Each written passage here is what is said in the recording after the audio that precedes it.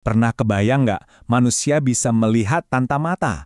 Atau bisa menghancurkan benda-benda super keras cuma pakai kekuatan batin? Nah, hari ini kita bakal kupas tuntas soal merpati putih. Ini adalah seni bela diri asli Indonesia yang melatih kemampuan yang kayaknya mustahil, tapi ternyata ini semua ada ilmunya loh, dan bisa dipelajari. Oke, kita langsung aja ya, masuk ke bagian yang paling wow dari seni bela diri ini. Siapin diri, karena yang bakal kita lihat ini, jujur, di luar nalar. Coba deh, lihat gambar yang luar biasa ini. Para praktisi ini adalah penyandang tunanetra. Tapi mereka bisa ngerasain ada rintangan di depan, bisa bedain warna, bahkan bisa baca. Semuanya tanpa pakai mata. Dan ini bukan sulap ya, ini benar-benar hasil latihan yang luar biasa intensif. Kemampuan ini saking nyatanya, saking efektifnya, sampai diadopsi sama pasukan elit kita Kopassus. Coba bayangin, mereka tuh dilatih buat mendeteksi bahaya tersembunyi kayak ranjau darat. Bukan pakai alat canggih, tapi pakai indera mereka sendiri yang udah diasah setajam, ya bisa dibilang kayak indera manusia super. Nah, ini kan yang jadi pertanyaan kita semua. Gimana caranya orang bisa melihat tanpa mata? Apa sih rahasianya? Kok bisa melakukan hal yang kayaknya mustahil banget? Jawabannya ternyata bukan sihir, sama sekali bukan. Ini tuh murni ilmu pengetahuan. Soal kemampuan terpendam di tubuh kita yang ternyata bisa dilatih. Kuncinya itu ada di satu kata, getaran. Anggap aja ini kayak sonar, tapi sonar biologis. Jadi lewat teknik pernapasan dan gerakan khusus, mereka tuh belajar ngerasain gelombang energi super halus yang dipancarin sama semua benda di sekitar kita. Mau itu benda hidup atau benda mati sekalipun. Dan ini bukan ngarang ya, ada sains di baliknya. Teknik napas mereka itu ternyata terbukti secara ilmiah bisa ngebus produksi molekul energi di tubuh kita, namanya ATP. Gampangnya gini, mereka tuh belajar nge-charge baterai badan mereka sendiri sampai levelnya jauh di atas orang normal.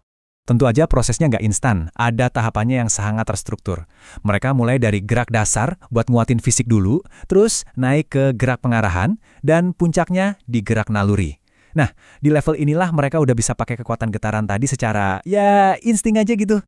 Oke, kita udah tahu gimana caranya. Sekarang pertanyaannya, siapa yang nemuin dan kapan?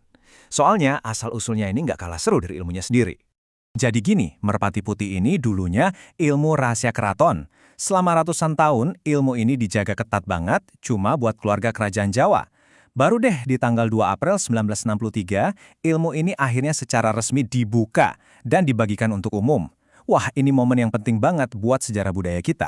Nah, ini perbandingannya jelas banget ya. Dari yang tadinya ilmu super eksklusif, cuma buat para bangsawan, sekarang jadi fenomena global. Benar-benar hadiah dari Indonesia buat dunia. Tapi tunggu dulu, merpati putih ini bukan cuma soal tenaga dalam atau indera super tajam loh. Di baliknya, ada filosofi hidup yang dalam banget, yang justru ngebentuk karakter para anggotanya.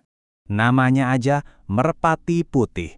Itu bukan sekedar nama, itu singkatan dari filosofi Jawa, yang artinya kira-kira mencari kebenaran sejati lewat ketenangan batin. Jadi intinya apa? Kekuatan paling hebat itu datangnya dari pikiran yang jernih dan hati yang tenang. Ya tentu aja, kekuatan fisiknya juga gila banget.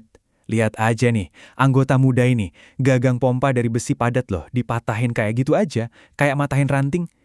Ini bukti nyata kalau kekuatan batin itu bisa jadi kekuatan fisik yang luar biasa. Tapi, yang bikin paling kagum itu ini. Setelah lihat kekuatan sedahsyat itu, moto mereka malah, sumbangsihku tak berharga, namun keikhlasanku nyata. Ini nunjukin kerendahan hati yang luar biasa. Benar-benar soal keseimbangan sempurna antara kekuatan super dan karakter yang membumi. Dan filosofi ini kelihatan di semua detailnya. Dari logo sampai cara mereka hormat. Semuanya punya arti, gak ada yang asal-asalan. Sikap hormat mereka itu kayak bahasa isyarat filosofis. Coba kita bedah ya. 2 jari di dahi itu ngingetin, mikir dulu sebelum bertindak.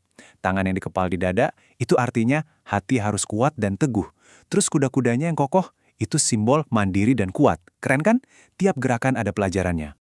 Nah, sekarang yuk kita lihat gimana warisan luar biasa ini terus berkembang dan ngasih dampak di zaman modern. Dan ini puncaknya, di tahun 2019, pencak silat yang di dalamnya termasuk merpati putih dapat pengakuan tertinggi dari dunia. Secara resmi diakui sama UNESCO sebagai warisan budaya tak benda kemanusiaan.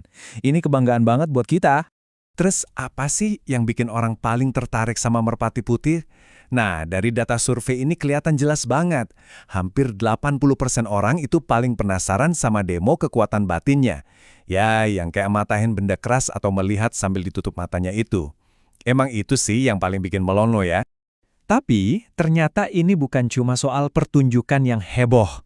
Kalau kita lihat datanya, merpati putih ini dilakuin sama semua umur, dari anak-anak sampai yang sudah sepuh. Ini bukti kalau merpati putih itu adalah latihan buat seumur hidup. Dan ini kita balik lagi ke inti filosofinya. Pesan utamanya jelas banget. Kekuatan sejati itu, mau itu buat matahin baja atau melihat tanpa mata, semuanya lahir dari harmoni. Harmoni antara kekuatan fisik yang dahsyat dan pikiran yang super tenang. Dan pesan ini nyebar kemana-mana. Bayangin, lebih dari 2,5 juta orang di seluruh dunia udah belajar ilmu yang dulunya super rahasia ini. Banyak banget kan? Ini ninggalin kita sama satu pertanyaan yang bikin mikir. Kisah merpati putih ini kan bukti ya, kalau di dalam diri kita tuh ada potensi yang luar biasa yang belum kita gali. Jadi pertanyaannya buat kita semua, kalau tubuh kita aja bisa sehebat ini, kira-kira kemampuan apa lagi yang kita punya